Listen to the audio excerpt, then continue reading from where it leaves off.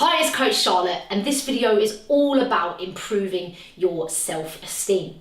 So, self-esteem is something that, for me, I've been working on for a number of years and continue to work on all the time. And if you have low self-esteem, you may be feeling that you hate or dislike yourself. You don't feel that you're good enough. You blame yourself for things that just aren't your fault. You struggle to make decisions. You feel like you don't deserve happiness. And I know that a lot of us have been there, and some of you may be struggling with some of those thoughts now. And some of us, those thoughts were more prominent before, but they show up occasionally now. And what I'm going to do in this video is help give you some tips that will help you to improve your self-esteem. And these tips will hopefully help you get the life that you truly deserve and know that you can live a life of happiness and be the best version of yourself that you want to be. Okay, so tip number one is thinking about what is affecting your self-esteem. There may have been a series of negative events or one negative event that's happened in your life that you may be holding on to. This could be something like being bullied, being abused, mental health problems, physical illnesses. The list goes on. Difficult relationships, ongoing stress. So what I want you to do is to try to recognize how you feel and try to make changes by challenging those thoughts and how you feel about yourself. And try and recognize how you feel when you think about those situations and how far down the line you are right now and whether you've overcome or dealt with some of those stresses or feelings that you may have experienced. So try to remind yourself that you can feel good about yourself and challenge those negative thoughts and those feelings from those situations or experiences that you may have had. And try to identify and change them. So not only try and challenge, but also try and change those thoughts. So what other things could you be saying to yourself? So the next tip is about avoiding negative self-talk, which links very closely with challenging those thoughts. So you might automatically, without even thinking, put yourself down. And there's so many of us, we do it. And when you start to think about the language that you use or the words or the things that you specifically say to yourself, when you start to identify that and realize, then you might actually be able to then change and challenge those thoughts. So really start to have a think about how you can change some of those negative self-thoughts or things that you're saying to yourself into more positive talk. So think about, okay, if you say something to yourself like, I don't like the way I look, would you say something like that to a friend of yours? Or would you like a friend to say that to yourself? So what I want you to have a think about is when you're trying to say positive thoughts or nice things to yourself, think about what you would say to a friend, and that helps you improve the way in which you talk to yourself and have that positive self-talk rather than that negative self-talk. And another thing that I've written down on my notes is about social media. As social media is a fantastic tool, but it's also a minefield, because once you're trawling through that Instagram and Facebook and all the different social media platforms that we have right now, you're consistently comparing yourself to other people without even realizing it. And let's face it, you are going to be putting the positive things about your life on social media. So what do other people do? Of course, they're putting the positive things on Facebook, not the negative things. So when you're comparing yourself, you're comparing your worst self to someone else's highlight reel. And of course that's going to be so different. So that's what I want you to think about, is start thinking about how you would treat other people when you're talking to yourself, and try and change some of that negative self-talk into more positive self-talk. Okay, so my next tip is about connecting with people who love you. So spend more time with your loved ones. And that could mean that you are calling up your family or your friends, or arranging more of regular meet-up with family and friends, and tell them how you feel.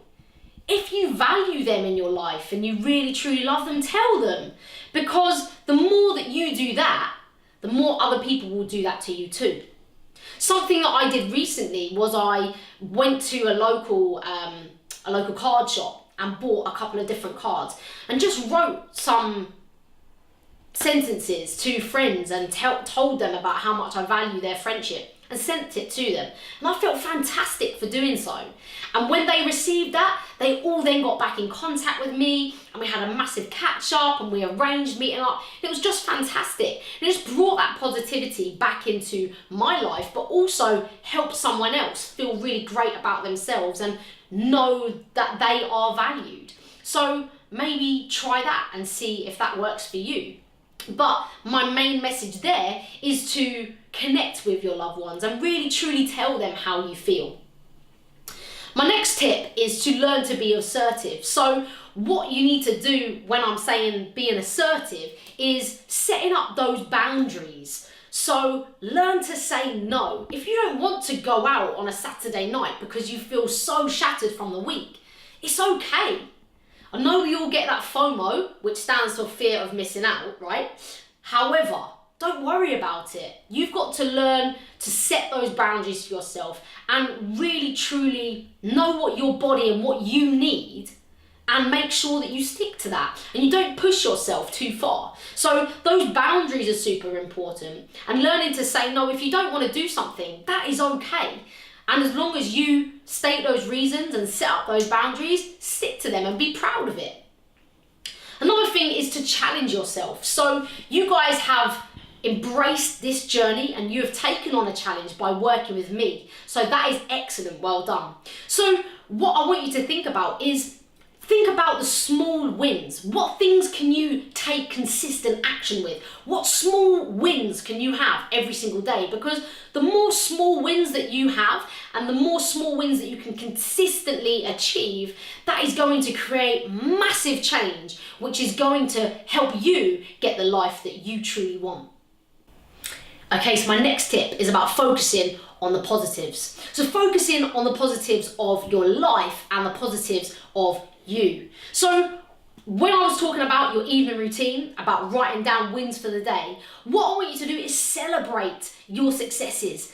Take time to sit back and smell the flowers and be proud of yourself and your achievements. So if you want to shout about your successes and your achievements, most certainly do so.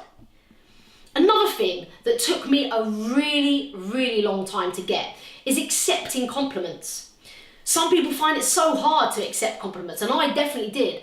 Every time I got a compliment, I was like, nah, yeah, but you too, or always trying to deter or defer that compliment off to someone else.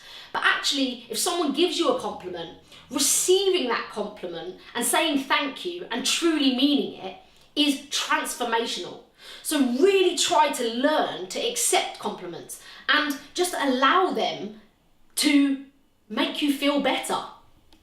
Another challenge that I would say to you is writing down a list of things that you like about yourself. And for those of you that have low self-esteem and are really trying to improve that self-esteem, it's actually really difficult. And you may think that there's 2, 3, 4 things that you really like about yourself, but when you're trying to come up with a big long list, it's actually quite difficult at the start. But then once you start writing down all these things that you like about yourself and focusing on those things that you like about yourself and the positives, massive change will happen, because you will feel so much more self-love and self-worth, and that will rub off onto other people.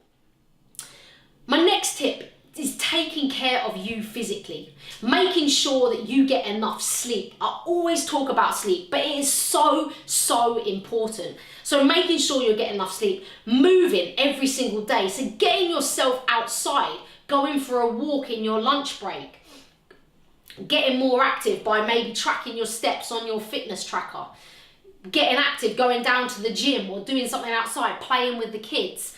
So being outside, moving within your house, within the gym and your environment is going to make you feel a lot better.